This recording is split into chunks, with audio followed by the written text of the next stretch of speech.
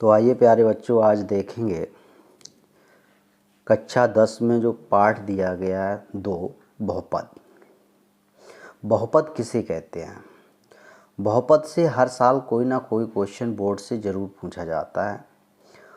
तो आइए देखते हैं बहुपद किसे कहते हैं। तो सबसे पहले एक घातीय बहुपद को रैखिक बहुपद कहते हैं। जो एक घात का जो बहुपद होता है उसे हम रैखिक बहुपद कहते हैं। जो दो घात का बहुपद होता है उसे दो घात बहुपद कहते हैं, और जो त्रिघातीय बहुपद को त्रिघात बहुपद कहते हैं।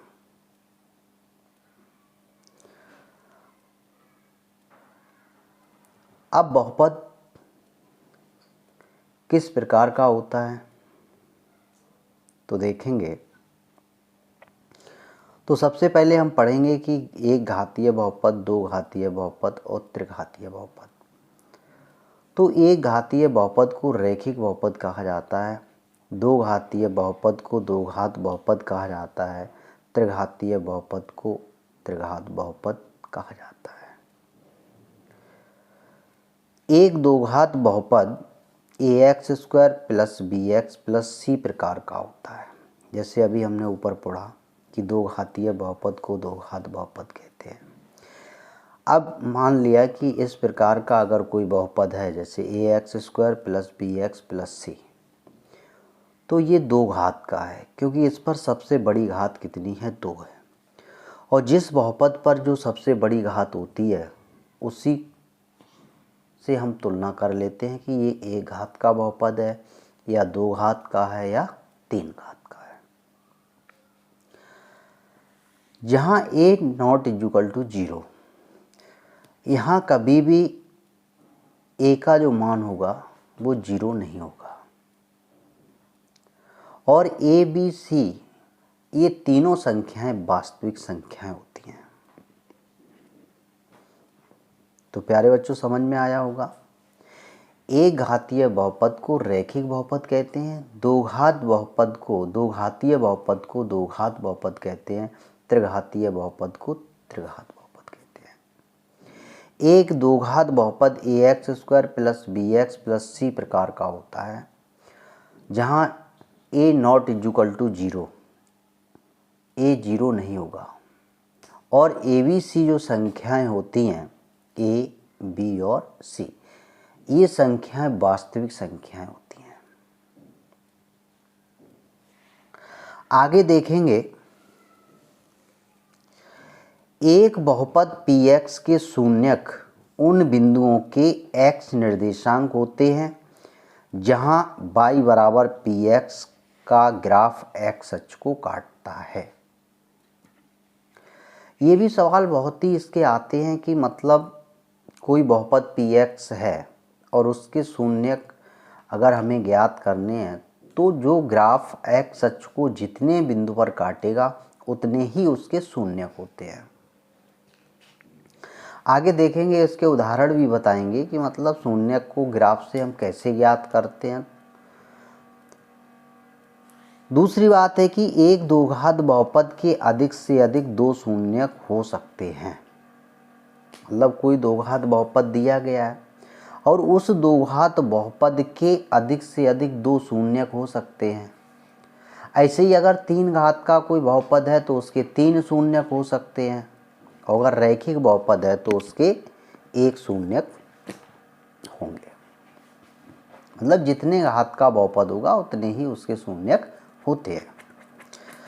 आइए अब देखते हैं अगला क्वेश्चन जो बोर्ड में अक्सर कर पूछे जाते हैं। ये पहले तो हम किसी भी चैप्टर को पढ़ने से पहले उसके फॉर्मूले बहुत इम्पॉर्टेंट होते हैं, जिनको अच्छी तरीके से हमें याद होने चाहिए, अच्छी तरीके से उनकी समझ होनी चाहिए। जब तक हम उस फॉर्मूले को अच्छी तरीके से नहीं समझेंगे तब तक हम उन सवालों को नहीं निकाल सकते हैं।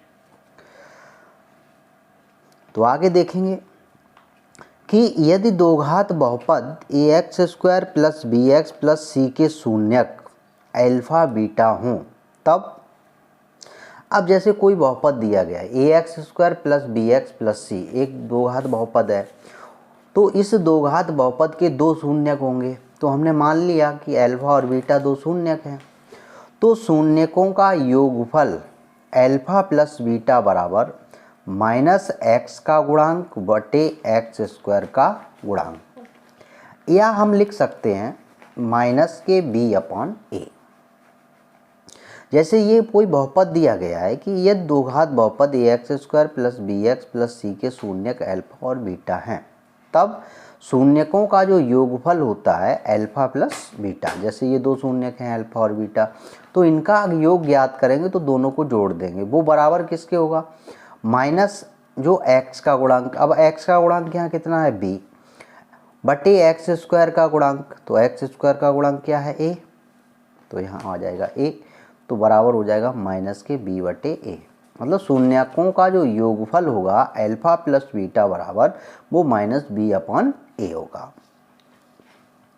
इसी प्रकार शून्यकों का जो गुणनफल होता है अल्फा बीटा, शून्यकों का गुणनफल क्या हो जाएगा अल्फा बीटा, वो बराबर क्या होता है अचर पद बटे एक्स स्क्वायर का गुणांक।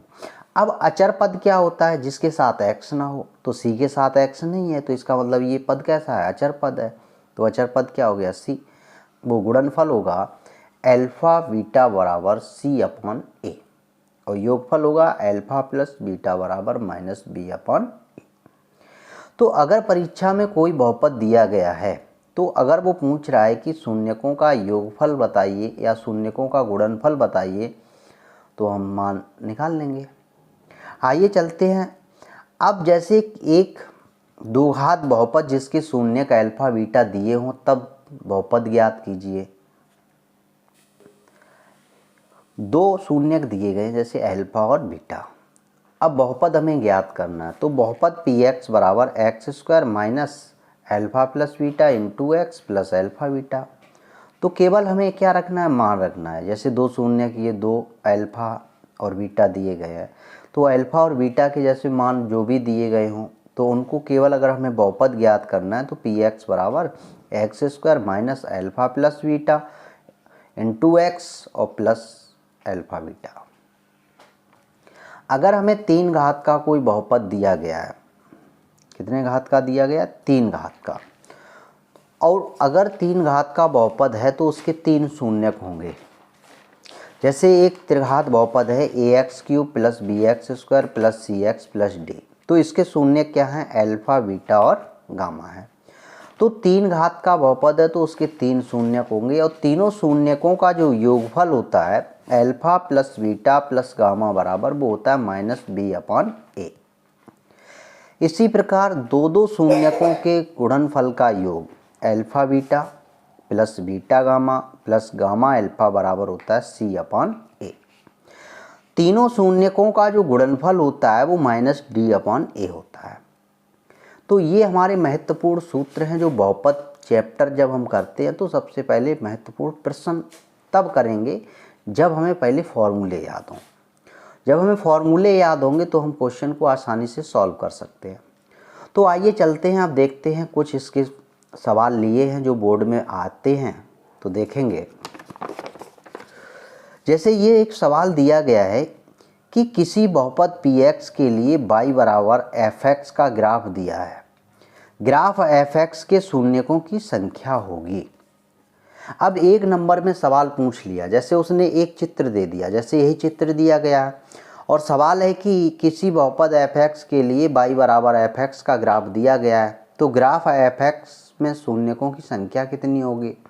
तो ये जो ग्राफ जो है ये x और ये x डैश, ये x अक्ष है और ये क्या है y अक्ष, y और y डैश। ये मान के चलो क्या दिया गया, मूल बिंदु क्या है O है। अब x अक्ष को हम ये देखेंगे कि ये जो ग्राफ जो दिया गया है ये ग्राफ x अक्ष को कितनी जगह काट रहा है।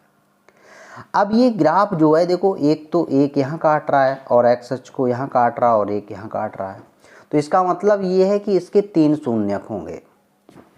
कितने शून्यक होंगे, तीन शून्यक होंगे, क्योंकि जो ग्राफ जो है वो x अक्ष को तीन जगह काट रहा है, इसलिए इसके तीन शून्यक होंगे। अब आगे चलते हैं, देखिए और क्वेश्चन हमने लिया है, ये भी बोर्ड में आया हुआ क्वेश्चन है कि किसी बहुपद एफ एक्स के लिए y बराबर एफ एक्स का ग्राफ दिया है, ग्राफ में एफ एक्स के शून्यकों की संख्या होगी। अब जैसे यही सवाल दिया गया है, ये ग्राफ दिया गया है और इस ग्राफ में हमें क्या करना है, शून्यकों की संख्या ज्ञात करनी है। लेकिन ये कंडीशन होनी चाहिए कि बहुपद f(x) के लिए, अगर बहुपद f(x) के लिए है तो हम क्या करेंगे, x अक्ष पर देखेंगे, और fy के लिए तो y अक्ष पर देखेंगे। तो अब यहाँ ये जो ग्राफ जो है वो x अक्ष को केवल एक जगह काटता है। कितनी जगह काटता है, एक जगह। अगर ये ग्राफ x अक्ष को एक जगह काटता है, इसका मतलब शून्यकों की संख्या 1 होगी। शून्यकों की संख्या कितनी होगी, 1 होगी। आइए अब देखते हैं, एक और क्वेश्चन लिया है, लास्ट क्वेश्चन है, आगे फिर हम देखेंगे और चैप्टर में भी। तो जैसे ये कोई सवाल दिया गया है, ये चित्र दिया गया है ग्राफ, और इस ग्राफ में हमें शून्यकों की संख्या ज्ञात करनी है कि आधार पर बहुपद के कितने शून्य होंगे। तो अभी हमने बताया था कि जब हम किसी x अक्ष को देखते हैं तो x अक्ष को ये जो ग्राफ जो है वो कितनी जगह स्पर्श कर रहा है, काट रहा है। तो एक तो यहाँ काट रहा है, एक यहाँ काट रहा है, एक यहाँ काट रहा है और एक यहाँ काट रहा है। मतलब ये 3 जगह काट रहा है। x अक्ष को ये ग्राफ कितनी जगह काट रहा है, 3 जगह काट रहा है। इसका मतलब ये है कि इसमें जो शून्यकों की जो संख्या होगी वो 4 होगी, 1 2 3 और 4। मतलब ग्राफ जितनी जगह x अक्ष को काटेगा उतने ही शून्यक होंगे। तो ये सवाल इस तरीके से हम ज्ञात करते हैं। तो प्यारे बच्चों, वीडियो अगर समझ में आई हो तो लाइक और सब्सक्राइब जरूर कर लें, बेल आइकन को दबा लें, जिससे आने वाली वीडियो सबसे पहले आपको मिल सके। आगे हम इस प्रश्नावली के सवाल भी करेंगे जो बोर्ड में आए हुए हैं, और कमेंट में बताइए कि वीडियो कैसी लगी। धन्यवाद।